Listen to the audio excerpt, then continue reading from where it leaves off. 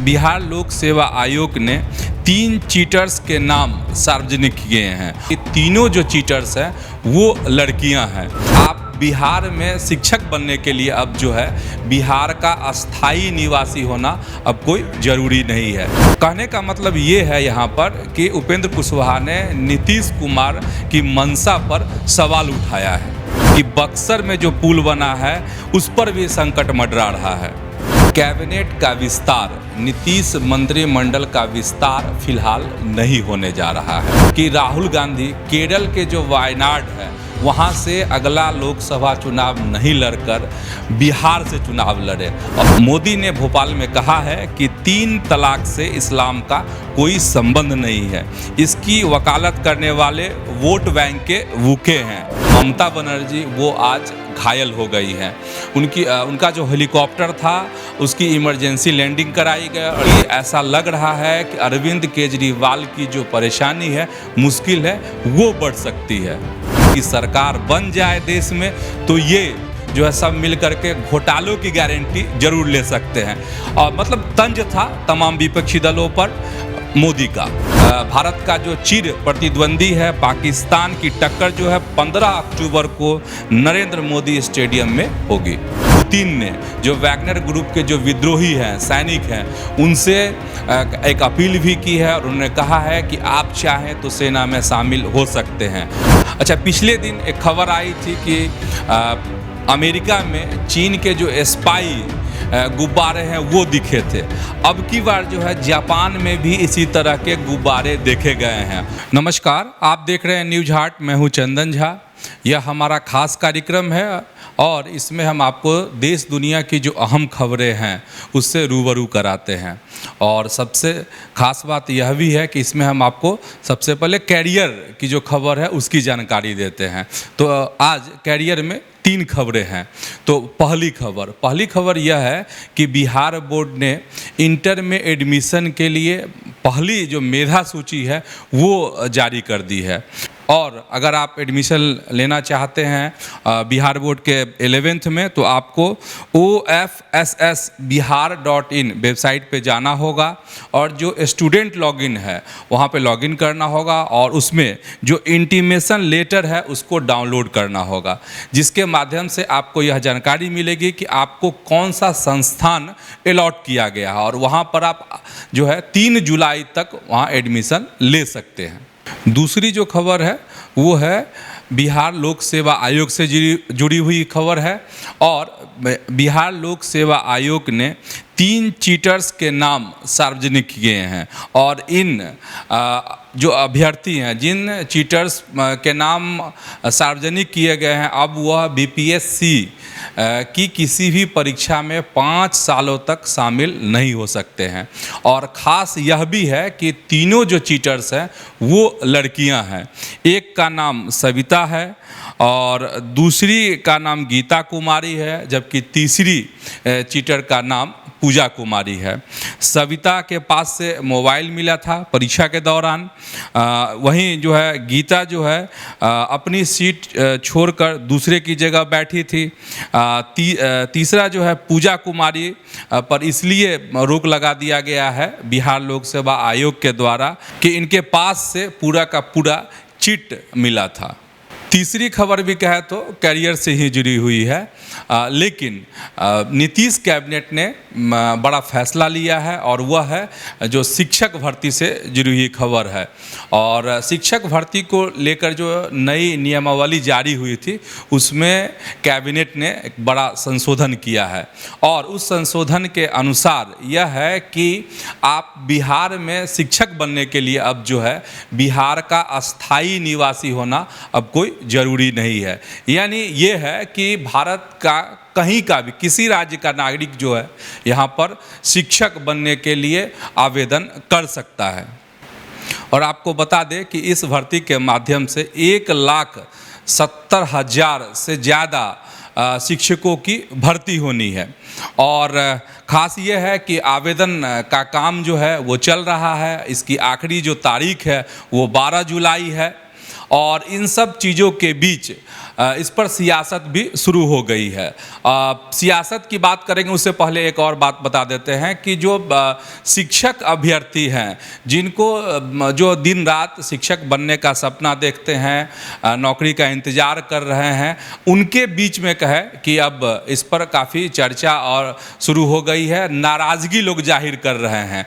और कई लोगों ने फ़ोन करके भी हमें बताया है कि बिहार सरकार का जो यह फैसला है वो उचित नहीं है, क्योंकि हर राज्य में अपनी अपनी भर्तियों को लेकर डोमिसाइल है। ऐसे में नीतीश सरकार ने जो यह फैसला लिया है वो कहीं से उचित नहीं है। इस तरह की जो नाराज़गी है, जो मैंने पहले ही कहा है, जो नौकरी का इंतज़ार कर रहे हैं, शिक्षक बनने का सपना देख रहे हैं, ऐसे अभ्यर्थियों ने इस पर अपनी नाराज़गी जताई है। अब सियासत की बात भी समझ लीजिए। अब सियासत इसमें यह है कि उपेंद्र कुशवाहा जो हैं वो नाराज़ हैं। इसको लेकर उन्होंने ट्वीट भी किया है और उन्होंने तंज कसा है नीतीश सरकार पर, नीतीश कुमार पर, और उन्होंने कहा है कि लगातार जो है अब तक 8 संशोधन जो शिक्षक भर्ती होने हैं उसमें जो नई नियमावली बनी है उसमें जो है लगातार 8 संशोधन किए गए हैं। कहने का मतलब ये है यहाँ पर कि उपेंद्र कुशवाहा ने नीतीश कुमार की मंशा पर सवाल उठाया है। तो ये था आज का नीतीश कैबिनेट का फैसला, जिस पे सवाल भी उठ रहा है। हालांकि इसके अलावे जो है कुल 25 एजेंडे पर आज मुहर लगी थी, जिसमें से आपको बिहार राज्य विद्यालय अध्यापक नियुक्ति तो है ही, फिर स्थानांतरण वाला है, अनुशासनिक कार्रवाई एवं सेवा शर्त संशोधन नियमावली 2023 की स्वीकृति दी गई, फिर PDS जो सिस्टम है वो स्मार्ट होगा। तो इस तरह के कई और मुद्दे थे जिस पर आज नीतीश कैबिनेट से मुहर लगी है। फिर यह खबर आ रही है कि बिहार के एक ब्रिज में दरार आ गया है। और पिछले दिन आप जानते ही थे भागलपुर का मामला सामने आया था, फिर इसके बाद किशनगंज का मामला सामने आया, जहां किशनगंज में एक पुल धंस गया था और भागलपुर जो आगवानी घाट वाला पुल था वो तो ढह ही गया था। अब जो खबर आ रही है वो बक्सर से खबर आ रही है कि बक्सर में जो पुल बना है उस पर भी संकट मंडरा रहा है। और यह जो पुल है वो बिहार को यूपी से जोड़ने वाला यह पुल है और इसमें दरार की बात सामने आ रही है और सोशल मीडिया पर इसको लेकर तमाम तस्वीरें जो है शेयर की जा रही है। गंगा नदी पर जो यह पुल बना था वो 89 करोड़ की लागत से बना था और यह जो पुल है वो बिहार और यूपी को जोड़ता है, जिसमें तकरीबन 2.5 फीट चौड़ा और 3 फीट लंबा दरार पड़ गया है। और जैसे ही इस बात की, इस खबर की जानकारी, मतलब यह खबर उड़ी, वैसे ही कहा जा रहा है कि जो कंपनी है इस पुल का, जिस कंपनी ने निर्माण किया था, वो आनन फानन में उस दरार को भरने की कोशिश की, उसको भर दिया है। हालांकि जो दरार आई थी वो तस्वीर जो है तमाम जगह तैर रही है। अगली जो खबर है वो है गेहूं को लेकर, और बिहार सरकार ने गेहूं की जो कालाबाजारी है उस पर रोक लगाने के लिए सभी डीएम को निर्देश दिया है। गेहूं के स्टॉक करने पर भी अब कार्रवाई होगी। इसके लिए कितना आप स्टॉक कर सकते हैं वो निर्धारित कर दिया गया है। और यह जो है आपको व्यापारियों के लिए, मिलर के लिए, सबके लिए कहे कि तय कर दिया गया है कि आप कितना गेहूं स्टॉक कर सकते हैं। 31 मार्च 2024 तक के लिए स्टॉक रखने पर जो है, अगर स्टॉक जो तय किया गया है अगर उससे ज़्यादा आप रखते हैं तो आपको जेल भी जाना पड़ सकता है। और जो स्टॉक की सीमाएं हैं उसको जान लीजिए। जो आदेश जारी हुआ है उसके अनुसार ये है कि व्यापारिक या थोक विक्रेता को 300 टन तक स्टॉक, मतलब जो है व्यापारी वो रख सकेंगे, जबकि रिटेलर को यह सीमा मात्र 10 टन तय की गई है। अब ऐसे में यह सवाल उठ रहा है कि आखिर गेहूं की किल्लत कैसे हो गई। तो आप जान लीजिए कि गेहूं का जो उत्पादन है उसमें कमी आई है, और दूसरी तरफ जो यूक्रेन और रूस का युद्ध चल रहा है उस वजह से भी गेहूं का जो आयात है वो नहीं हो पा रहा है, जिस कारण गेहूं की किल्लत देश में बताई जा रही है। और इन्हीं सब चीज़ों को देखते हुए बिहार सरकार ने यह तय किया है या फैसला लिया है। अब सियासत की खबर को समझिए। अच्छा, 23 जून को आप याद कीजिए, 23 जून को क्या हुआ था? पटना में विपक्षी दलों की बैठक हुई थी और उस बैठक में तमाम मतलब 15 दलों के जो नेता हैं वो आए थे, शामिल हुए थे। अच्छा, इधर दूसरी तरफ सदाकत आश्रम वाली जो तस्वीर है उसको भी याद कर लीजिए। सदाकत आश्रम में राहुल गांधी पहुँचे थे, जो कांग्रेस के राष्ट्रीय अध्यक्ष हैं मल्लिकार्जुन खड़गे पहुँचे थे और उन्होंने एक कार्यक्रम को संबोधित किया था सदाकत आश्रम में। और उस कार्यक्रम को संबोधित करने के बाद कहा जा रहा है कि जो कांग्रेस के कार्यकर्ता हैं उनमें गजब का एक उत्साह का संचार हुआ है। और अब जो है जो उत्साहित जो कार्यकर्ता हैं कांग्रेस के, उन्होंने पटना में पोस्टर लगाए हैं और पोस्टर यह लगाया है कांग्रेस के कार्यकर्ताओं ने कि मतलब एक अपील है राहुल गांधी से। कांग्रेस के कार्यकर्ताओं की कहे कि मांग है या चाहत है कि राहुल गांधी केरल के जो वायनाड है वहाँ से अगला लोकसभा चुनाव नहीं लड़कर बिहार से चुनाव लड़े, और बिहार में भी कहाँ से? तो बक्सर से। अब बात रही कि ठीक है, ये कांग्रेस के जो कार्यकर्ता हैं उत्साहित हैं, लेकिन क्या कांग्रेस जो ज़मीनी स्तर के जो कार्यकर्ता हैं उनकी मांग राहुल गांधी मान लेंगे? क्या राहुल गांधी बिहार से चुनाव लड़ने के लिए आएंगे, बक्सर से चुनाव लड़ेंगे? और ख़ास बात यह भी है कि उस पोस्टर में नीतीश कुमार को जगह नहीं दी गई है। तो जगह किसको दी गई है? उसमें जगह दी गई है लालू प्रसाद को, राबड़ी देवी को। और जब हम कांग्रेस के खबर की चर्चा कर ही रहे हैं तो एक खबर और जान लीजिए, और यह जो खबर है वो बड़ी खबर कही जा रही है। इस तरह की खबर आ रही है आपको कि कैबिनेट का विस्तार, नीतीश मंत्रिमंडल का विस्तार फिलहाल नहीं होने जा रहा है। और तब ऐसे में सवाल उठता है कि कब होगा?